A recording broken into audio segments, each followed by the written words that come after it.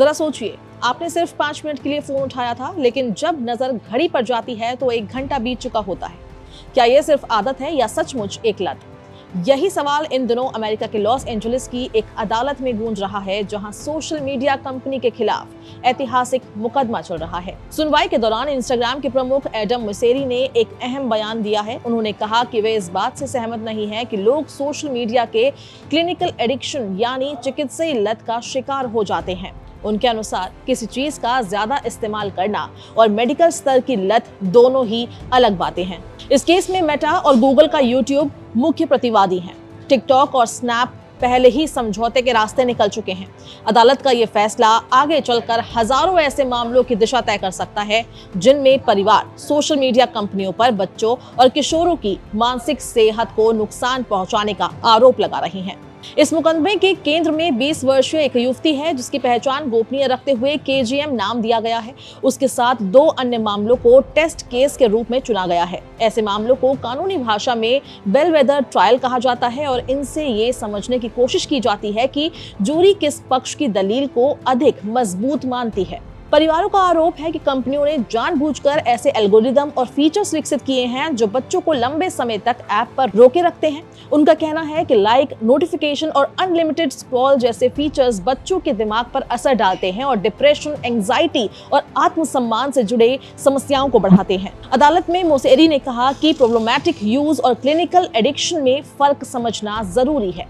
उनके अनुसार कई लोग इंस्टाग्राम पर उतना समय बिताते हैं जितना वो खुद भी नहीं चाहते, लेकिन इसका मतलब ये नहीं कि वे चिकित्सीय रूप से लती हो चुके हैं। वहीं वादी पक्ष के वकीलों ने उनके एक पुराने पॉडकास्ट इंटरव्यू का हवाला दिया, जिसमें उन्होंने सोशल मीडिया लत जैसे शब्दों का इस्तेमाल किया था।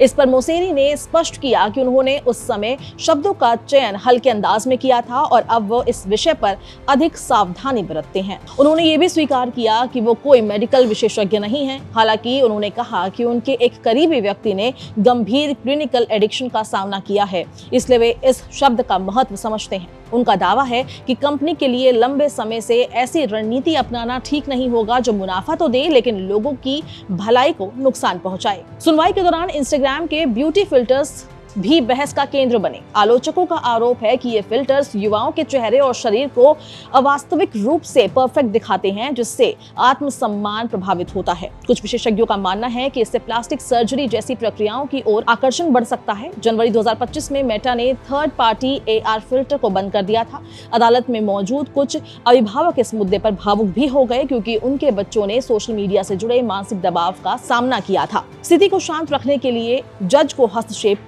करना पड़ा था। वहीं मेटा का कहना है कि उसने किशोरों की सुरक्षा के लिए कई नए फीचर्स जोड़े हैं, जैसे टीन अकाउंट्स के लिए प्राइवेसी सेटिंग और कंटेंट फिल्टरिंग। लेकिन आलोचक दावा करते हैं कि परीक्षण के दौरान बनाए गए कुछ टीन अकाउंट्स के उम्र के हिसाब से अनुचित यौन सामग्री और आत्महानि से जुड़ा कंटेंट सुझाया गया। ये मुकदमा सिर्फ कानूनी लड़ाई नहीं है, बल्कि एक सामाजिक बहस भी है। क्या सोशल मीडिया प्लेटफॉर्म सिर्फ माध्यम है या वे हमारे व्यवहार को सक्रिय रूप से प्रभावित करते हैं? क्या जिम्मेदारी पूरी तरह उपयोगकर्ताओं और अभिभावकों की है या कंपनियों को भी अपने डिजाइन और एल्गोरिदम के लिए जवाबदेह ठहराया जाना चाहिए? अदालत का फैसला जो भी हो, ये स्पष्ट है कि सोशल मीडिया के प्रभाव पर चर्चा अब और गहरी होगी। ये बहस सिर्फ अमेरिका तक सीमित नहीं रहेगी, बल्कि पूरी दुनिया में डिजिटल प्लेटफॉर्म्स की भूमिका और जिम्मेदारी पर नए सवाल खड़े करेगी।